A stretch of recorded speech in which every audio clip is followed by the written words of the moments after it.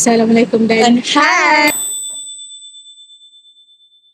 hari ini kami akan bincangkan tentang prosedur pemakaian Dan keselamatan di bilik sembelihan. Okey, ni adalah kawasan penerimaan dan rawat ayam. Dekat sinilah ayam akan diterima dan dirawat sebelum proses penyembelihan.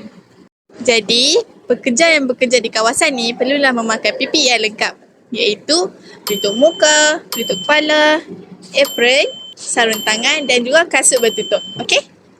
Selain itu, pekerja juga tak boleh memakai barang kemas, okey? Macam cincin, gelang, rantai, jam dan lain-lain.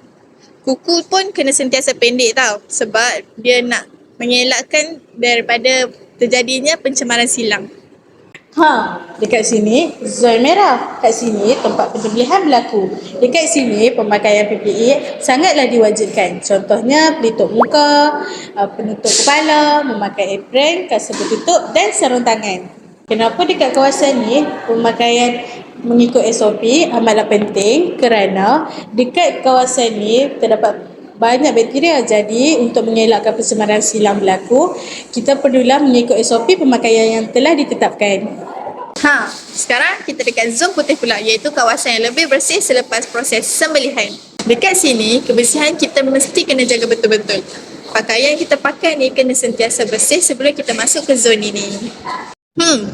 Pakaian dekat zon putih ni macam mana pula Kita mestilah pakai PPE, macam apron, tutup muka, penutup kepala, sarung tangan dan juga kasut bertutup. Pakaian mesti bersih tau.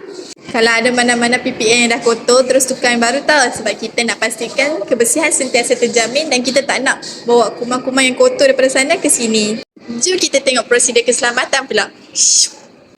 Untuk prosedur keselamatan, kita perlulah membasuh tangan menggunakan air yang bersih dan sabun.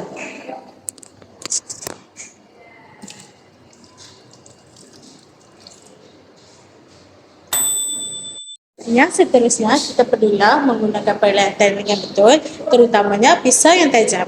Seterusnya, kita hendaklah memastikan lantai sentiasa kering supaya tidak berlakunya kemalangan. Sekiranya berlaku kemalangan ataupun kecederaan, perlulah melaporkan kepada penyelia dengan segera. Akhir kata, sentiasa utamakan keselamatan Dan kebersihan. Terima kasih. Bye.